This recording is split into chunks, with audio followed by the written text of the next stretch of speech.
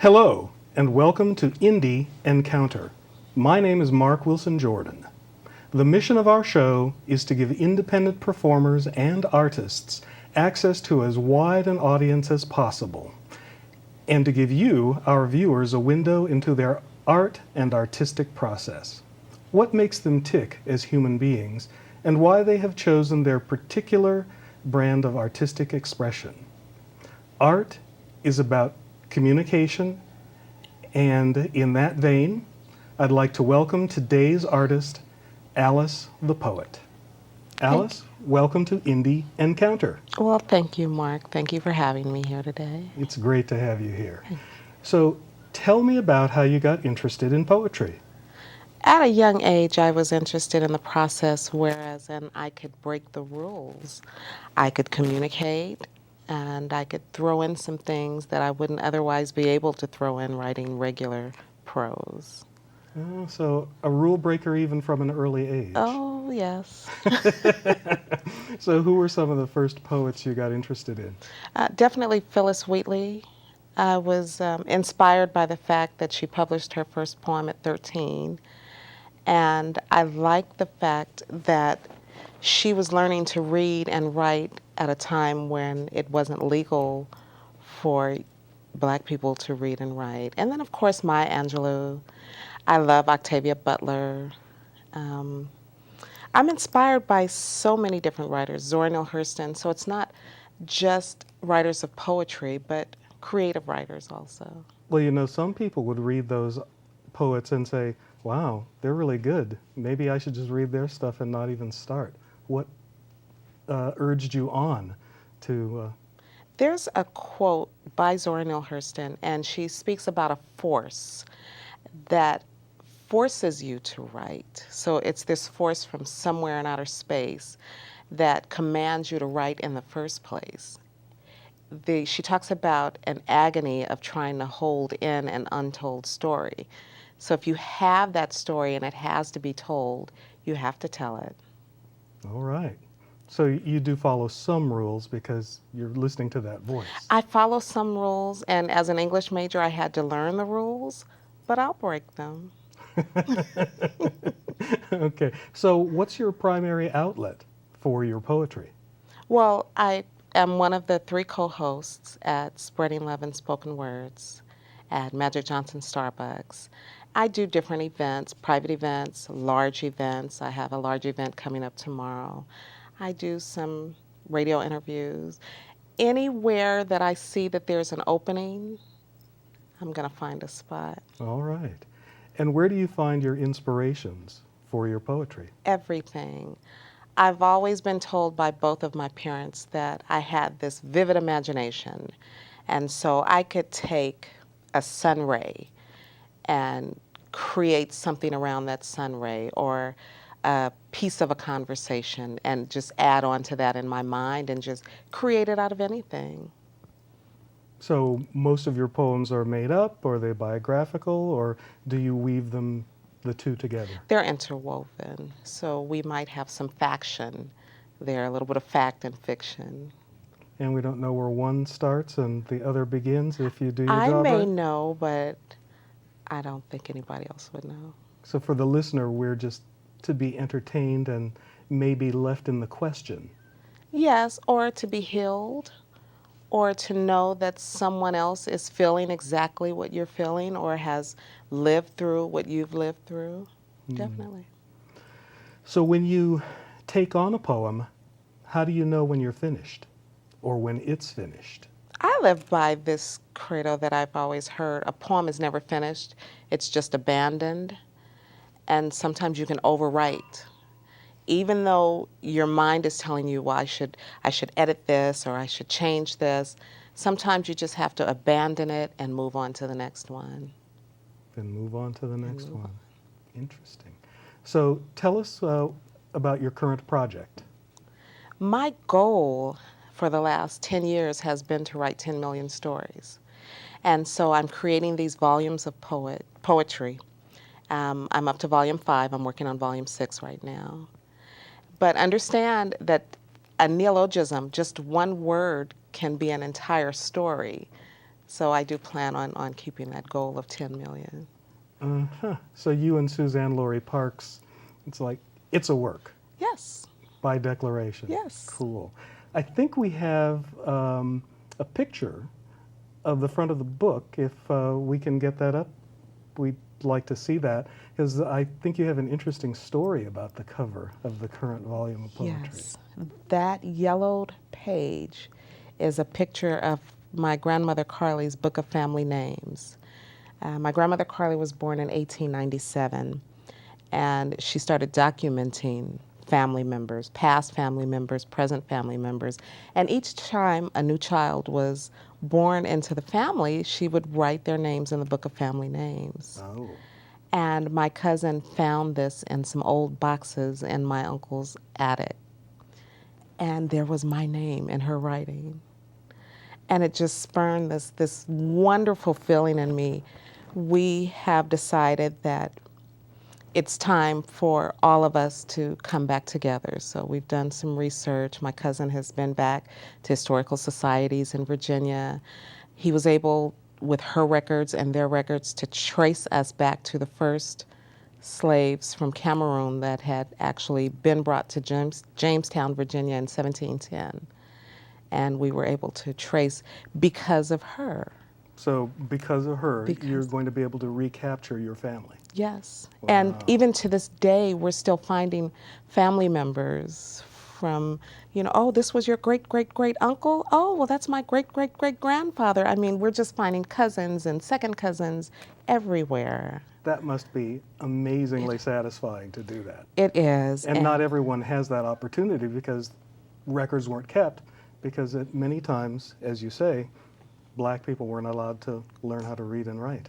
Exactly. And then if you can imagine in Virginia, I mean, they had, after the Civil War, they burned most of the papers. And so some of our family members, we have the names, but we don't know the exact dates of birth. So what do you do in that case? We kind of figure, like, for instance, I found the mother of the Allens. My grandmother was an Allen, and her name was Paulina Allen, and she was a slave. We have no idea when she was born, but through census records from 1880 and 1890, we've been able to figure she was around 14 or 15 when she had George. And George ended up being the father of my grandmother Carly. So we're able to trace back and kind of give an approximate date of birth or passing, but we'll never know for sure. But it is an impressive undertaking, and I wish you good luck with it. Oh, thank you. And so tell us about the poems that are in that volume.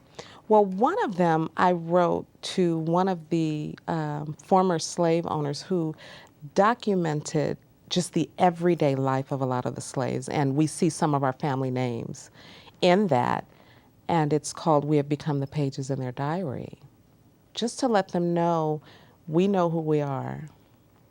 Great. So would you like to share some poetry with us today? Oh, certainly. Great. All right, we're going to have some poems, by Alice the Poet. I believe she's going to be, the first one is from Yes, from Volume 5. Volume 5 of 10 Million Stories. This is story 1710, subtitled We Have Become the Pages in Their Diary. We, the Mayo, the Diggs, the Woodson, the Wood, the Early, the Horsley, the Bolden, the Terrell, the Rose, the Rivas, the Miller, the Brown, the Shipman, the Venable, the Allen, the Nicholas. We will run. We of Wingina near Walton's Mountain. We of Swan Creek Plantation at Edgewood, who planted, tended, and picked tobacco, who cooked and kept house, who midwived and birthed children, who mistressed and bore mulatto children. We who built universities and bridges and roads, who raised monuments and fought side by side in wars. We who earnestly discussed Nat Turner with our eyes. We who were used as currency to satisfy debt, who were used as tools to build wealth. We, the Mayo, the Diggs, the Woodson, the Wood, the Early, the Horsley, the Bolden, the Terrell, the Rose, the Rivas, the Miller, the Brown, the Shipman, the Venable, the Allen, the Nicholas, we will gather and we will run. We are carefully cataloged in extensive documents, written of in papers older than the Constitution and locked away. We have become the pages in their diary, property to be divided and renamed in wills, passed down notations, and countless journals of testimony, property held on microfilm in old libraries. Our names have withstood the flames of rebellion, and we are frantically searching for ourselves between the covers of old, dusty journals, finding ourselves in old, tattered photos. We will call out to each other, and we will gather, and we will run. We, the Sao, the Kanam, the Borno, the Baka, the Bantu, the Bamakele, the Pio, the Mandara, the Highlander, the Fulani, we who they called new things. Mayo, Diggs, Woodson, Wood, Early, Horsley, Bolden, Terrell, Rose, Rivas, Miller, Brown, Shipman, Venable, Allen, Nicholas. We will win. We will call out to each other. We will gather, and we will run. All right. Thank you. This is story number 6196. I am mine. When I am young, I love him, and he loves me. We make it happen, live our happily ever after and our day-to-day. Once mine, always mine, he remarked on that Saturday afternoon, sitting on the wooden black stool with the leopard printed pillows at the kitchen counter. It was as casual as our conversation about his patience as he waited for me to finish making the tuna with extra dill pickles on lightly toasted 12 grain. There, in that moment, with the warm sun peeking through the kitchen window and the breeze and ivy dancing shadows across his mahogany cheekbones, he is so handsome, so beautiful, so big and powerful, this hungry man of mine. Once mine, always mine does not bring the same vibe when insincere apology poisons the air. When every utterance becomes suspect, it does not mean the same thing when pronounced on a late, angry evening from the outside of an open door. There, in that moment, with the cold wind and ill will blowing in, and the moon illuminating the chilled eyes of premeditated determination, he is soulless, so ugly, so overpowering in the added strength of his insanity. Once mine, always mine does not have the same ring when every calculated movement draws predator to prey. It does not carry the same intent when spoken by a madman. No, I am mine, there in that moment, even as he takes no notice of my struggle, no notice of my pleading, even as he takes no notice of my absence. I am mine. Thank you. Yeah. Story number 120,509. Etta James Blue. I am lavender with tiny moving meteor showers of gold shimmering, a soul living and stirring within this body I call me. A culmination of years on this earth, a combination of mistakes and wisdom, of disappointments and victory, complexities. I am crystal clear, one who believes in a creator of all, who sees, who cares, who comes when called. I am deep purple, elegant robes, jewel-embedded crowns purple, ancient African woman balancing the world in the sway of my hips purple. I am nutmeg brown, the daughter of black pepper and mixed masala, medicine for what ails you. At times, I am fiery, airy, and red, ready for battle, fearless and naive, passionate and complex. Today, I am Etta James Blue.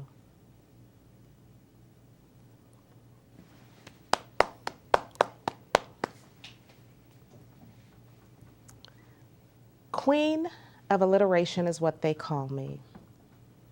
I am Alice, the artisan and author of an anthology on agility of altruism and abstract.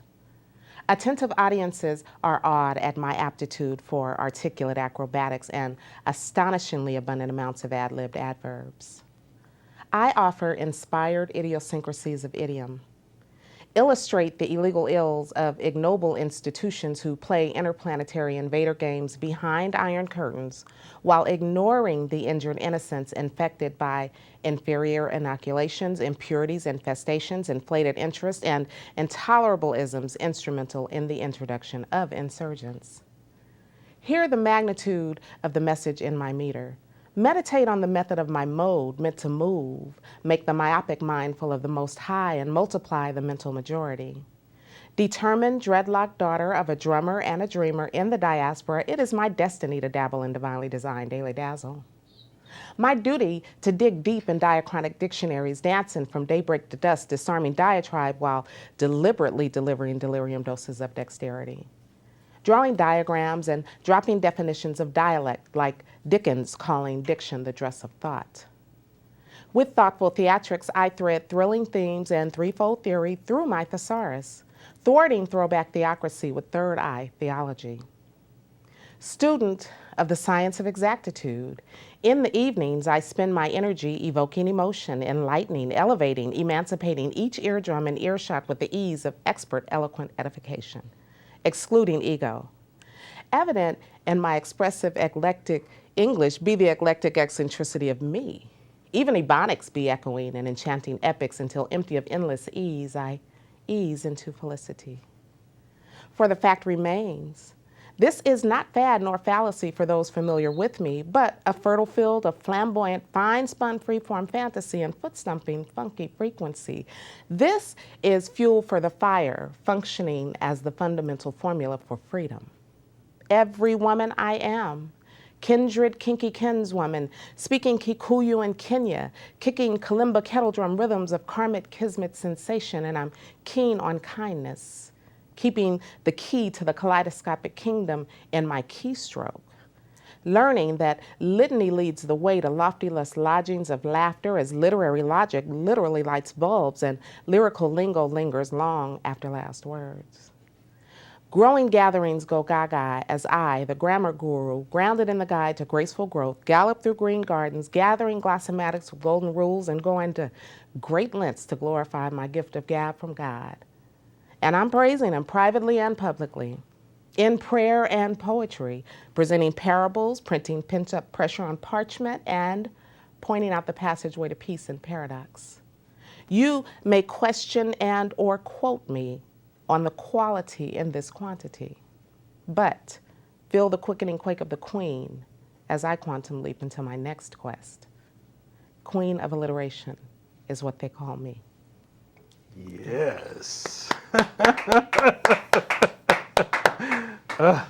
Impressive. Would you like to hear another piece? Oh, absolutely. This is Who I Be, 37 and abstract. Who I be is poetry. Who I be is free. Who I be sounds good to me. And I be black, beautiful, bold, being, bearing fruit from my trilingual tree, speaking ebonically, poetically, rhythmically, whatever suits me. I'm fluent in 575 dissertation because I like the flow. Doing the haiku, dancing in basho tempo because I can do this. Now, I'm not showing off, I'm showing out. Screaming truth, whispering wisdom. Poet was the name given to me, accepted on a liquid moon summer night in a village where verbal venting and versatile voice was always vogue, where responsibility rang like epiphany in the middle of riddles. Ring. Literally speaking, crabs in the bucket are boiled alive. Ring. Absolutely. Like allegory and allegro adaptation, alliteration, and assonance abound in my ability to achieve ascension. Ring. Fact. Opportunity sometimes knocks, then runs, playing childhood keep-away games in the name of big government. Ring. Fantasy. My life. In the sunshine, just me and bees and things and flowers, riding in Pacific winds to hidden heights where I sit and hatch hallucinations. Build habitats for humanities where half moons meet and greet and greater, greener blessings grow. Who I be is free. Thank you. Yeah. One more? One more? Sure. Let's have one more and let's celebrate. Let's celebrate what real love feels like. Story number 917. Beautiful one. Things are as they once were. Way back when schoolgirl crushes kept me up late listening to He Loves Me Not. My stomach knotted and I twisted and turned and filled my diary with daisy petals and Mr. and Mrs. mixed in with magazine-ripped relationship tests that proved we were made for each other. I've journeyed far past the age of adolescence, cried and lived and laughed and learned and loved myself all the way back to spring dances and sweet 16s, giggling with my girls and sneaking peeks at you and broken curfew.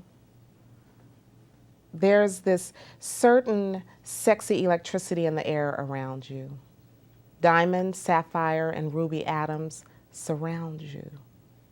You are sensory, sensual mystery, a quiet kind of wonderful. You evoke me. I'm twisted and tongue-tied in your nearness, just twittering and flittering and faltering and failing to finish. What was I saying? So I write metaphors like life without you is water without wet. Beautiful one. You are magic without illusion, the sparkle in my smile, and I'm digging you. Like Sheba dug Solomon in the golden hue of a rising sun, like Ruby Dee dug Asi, like Michelle digs Obama, like Dusty Lenny Williams 45s, 'cause I love you and I need you, beautiful one. I wish for you infinite joy, positive vibes as vast as the all, and forever togetherness with the Most High, and I, and all that makes you happy. Thank you. Wow. Thank you. Thank you. That is impressive. Oh, Impressive work. Make sure you continue to write because that's just outstanding. Oh, thank you, Mark. In fact, I may have to stop writing because Queen of no. Alliteration just like put me back. Never stop writing. Okay. Well, thank you very much, Alice, for coming today and sharing your art and your vision with us, because It was just amazing. Oh, thank And I'm going to remind our audience that if they want to see you some more or hear your poetry again, that they can follow up with the Lemert Park Poets. Yes. And they can also come out to the Magic Johnson Starbucks in Lemert Park on Wednesday evenings. In Ladera Center. I'm sorry, Ladera Center. Yes, on Okay. Wednesday evenings. And you and other poets will be sharing your art with the world and making us just glow. Oh, thank Amazing you. work. Thank you. Thank you very much. All right. This has been Indie Encounter, a journey into the world of the independent creators of art and artistic communication. I want to thank today's guest, Alice the Poet, for sharing her amazing poetic vision with us. And I want to thank our director, Hutch. If you want to find more about today's guest, check her out on myspace.com/Alice the Poet. Check out our website here for PasadenaCommunityNetwork.com and select the Arroyo channel. If you want more information about me, you may also check out my website, markwilsonjordan.com, for additional contact information. I hope you have a wonderful day, and please feel free to join us here again when we have another Indie Encounter. Thank you very much.